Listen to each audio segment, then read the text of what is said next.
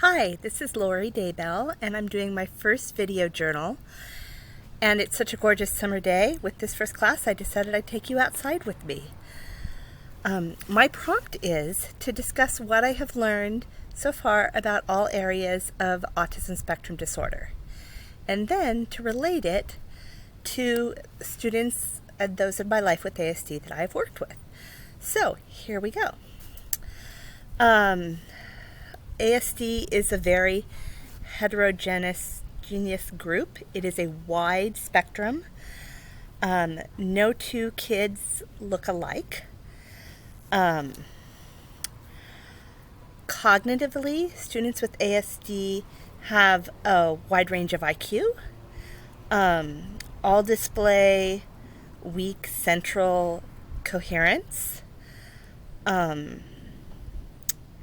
There's a lot of cognitive inflexibility, so changes in routine or environment are difficult. They have low visuomotor coordination, so some things like catching a ball, writing with the correct pressure on your paper, those might be difficult for them. Neurologically, you have decreased social interactive communication skills. You have a lot of repetitive and limited behaviors. You have restricted interests. And also you have a lot of comorbid conditions that come with ASD that you see in addition to things like seizure disorder and anxiety, depression, ADHD. Those things are often learning difficulties, intellectual disability. Those things are often comorbid with ASD. From a sensory perspective, a large chunk of students with autism also have sensory processing disorder. I've learned about in this class about sensory diets. That's been my most helpful learning thus far, because I think many of my students last year and my daughter who has autism really need a better sensory diet. Kids are often either understimulated or overstimulated or a mix, and they need to kind of be brought back into that optimum area of social happiness, where everything's not too loud, everything's not too quiet. It's kind of right where they need to be. Behavioral, rigid to changes, difficulty with joining groups, repetitive behaviors, tantrums, difficulty calming down, some self-injurious behavior. Those are all behaviors that you can see with kids with ASD. Self-stim behaviors. For communication, you see a lot of repetitive and rigid language, narrow interests, poor social interaction skills, nonverbal or uneven language development, and non-understanding of social cues and nonverbal language. For social area of development, you often see difficulty with understanding another's perspective. That's kind of a hard one in our house.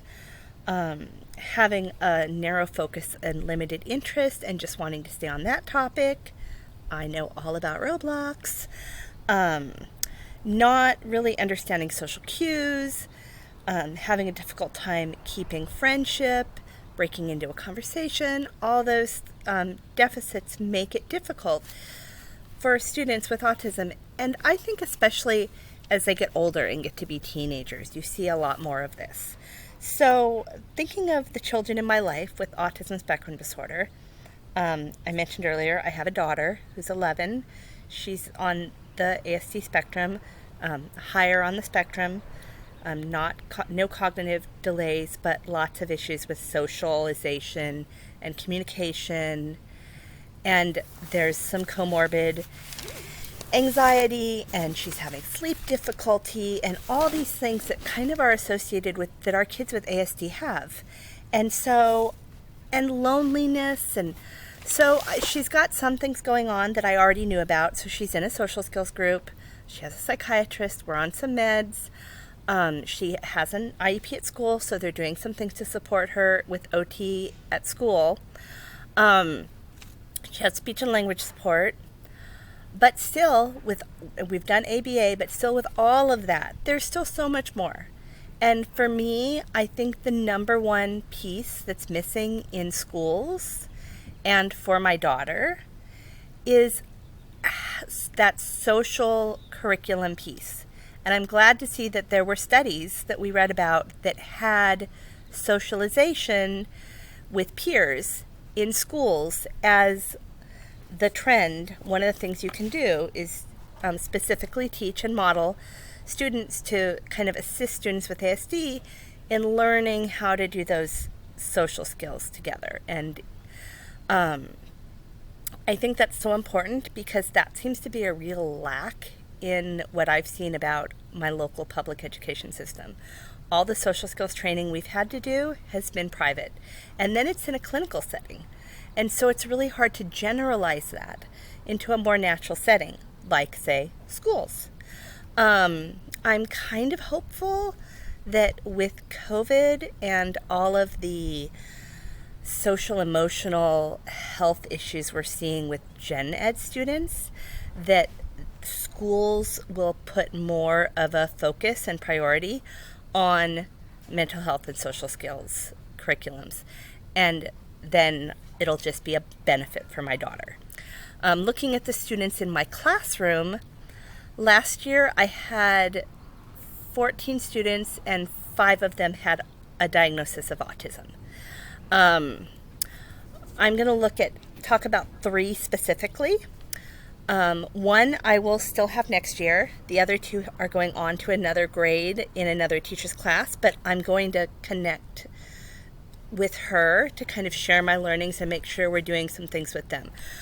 For the 2 that are moving on, sensory diet will be huge for them. One was super understimulated all the time. She would do things to try to stimulate, like she'd put everything in her mouth and chew on it. And she just always wanted to just kind of lay down and be under a blanket and not really very, she was just very low.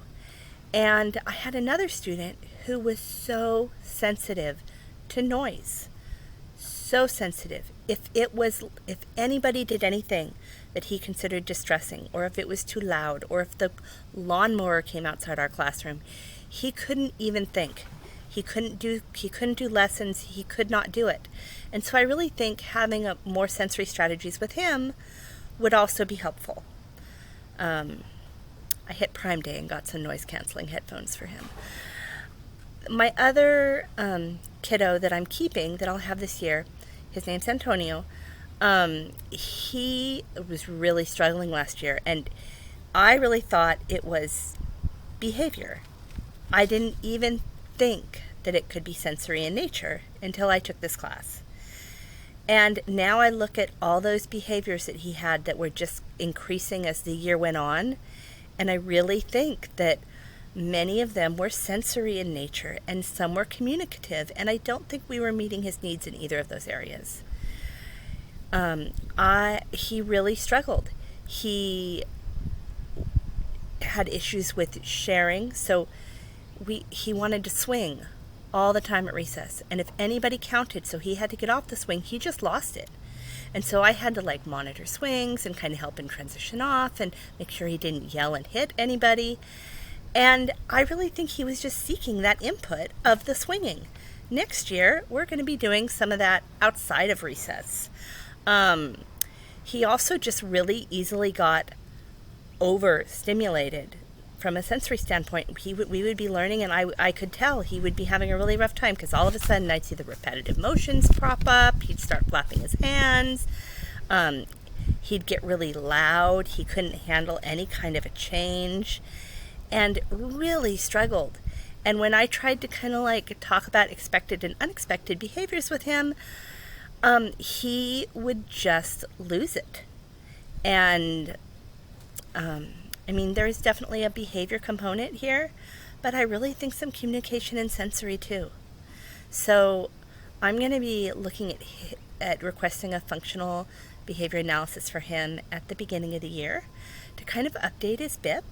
And also, I really think we need to be looking at sensory and functional communication when we're doing that functional analysis, behavior assessment.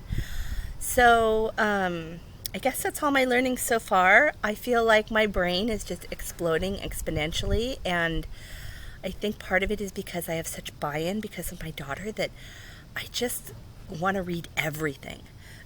So I'm excited for this program. Thanks for watching. Bye, Video Journal 1.